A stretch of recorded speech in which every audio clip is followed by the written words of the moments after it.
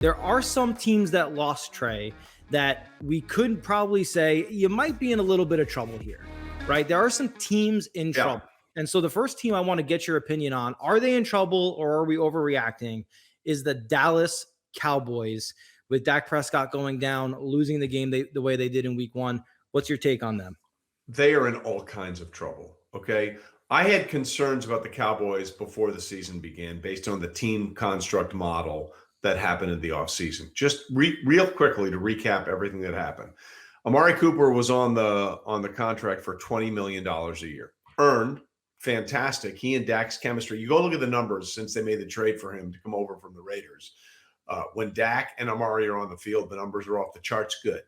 But because of the ridiculous, and I mean ridiculous contract they gave Ezekiel Elliott a couple of years ago, they couldn't hold on to Amari Cooper. So they jettisoned Amari Cooper for next to nothing to the Cleveland Browns.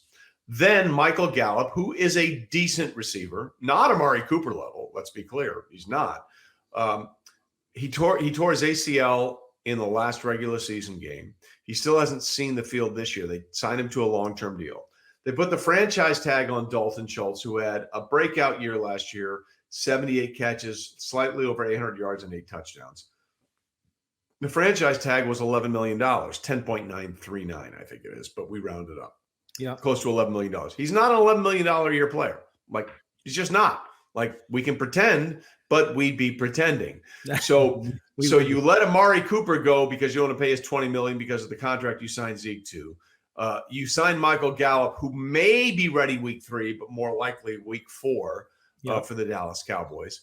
You tag Dalton Schultz, who, by the way, after this year is going to be an unrestricted free agent. So you paid him $11 million, and you have no potential future earnings on Dalton Schultz.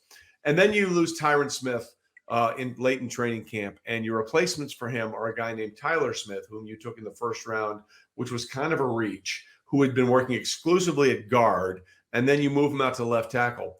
Only until such time as 40-year-old, yes, you heard me right, 40-year-old Jason Peters, whom they signed to their practice squad, feels comfortable enough to ready to play. Now, I want to be clear. I think that Jason Peters is a freak. I think he's unbelievable. And I think for a kid that was drafted, or undrafted rather, as a tight end out of Buffalo, he's had almost a Hall of Fame career.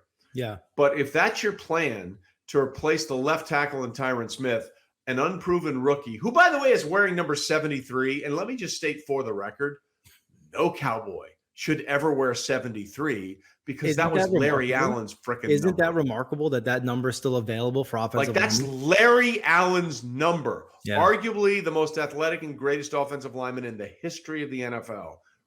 Put his number away forever. So you got a rookie going at left tackle to protect Dak Prescott, except it's not Dak Prescott anymore. It's Cooper Rush for at least the next 4 games. The Dallas Cowboys with Dak were terrible offensively because of the team construct issues they decided to choose in the offseason. And now they're going to be even worse with Cooper Rush.